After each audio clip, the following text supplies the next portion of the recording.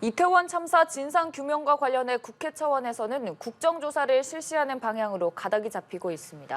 수사가 먼저라고 주장해왔던 국민의힘은 의원총회에서 예산안 처리 후 국정조사를 실시하기로 했는데요.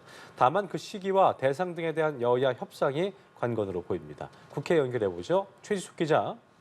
네, 국민의힘은 오늘 오전 의원총회를 열어 또 한 번 국정조사에 대한 의견 수렴에 나섰습니다. 1시간여 논의 끝에 우선 국정조사 실시에 뜻을 모았는데요.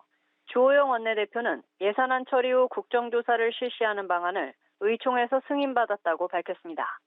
또 구체적인 협상 권한은 일인받았지만 야당에 끌려다녀선 안 된다는 의견들을 청취했다고도 전했습니다. 이번 결정은 이태원 참사에 대한 수사 결과를 지켜보고 국민적 의혹이 남으면 그때 국조를 검토하겠다는 기존 입장에서 선회한 겁니다. 의총 시작에 앞서 정진석 비대위원장은 민주당이 국정조사를 포기하지 않을 거라면서 지금 우리가 집중해야 할 건 민생과 예산, 경제라고 강조하기도 했습니다.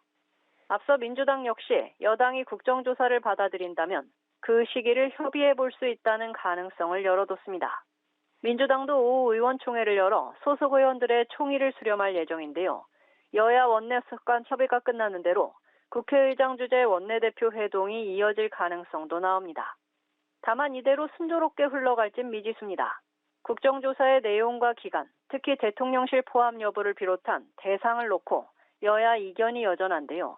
민주당은 철저한 진상규명을 강조하며 내일 국정조사 계획서를 본회의에서 처리하고 특위 구성을 마치는 대로 첫 회의를 열겠다는 뜻을 밝혔습니다.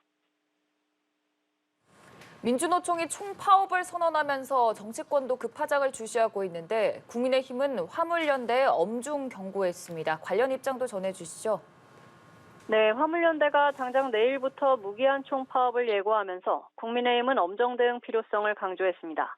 주호영 원내대표는 오전 회의에서 당정이 안전운임제 연장 방침을 밝혔음에도 집단운송 거부에 들어가는 걸 보면 안전운임제는 핑계일 뿐 답이 정해진 정치 파업이라고 주장했습니다.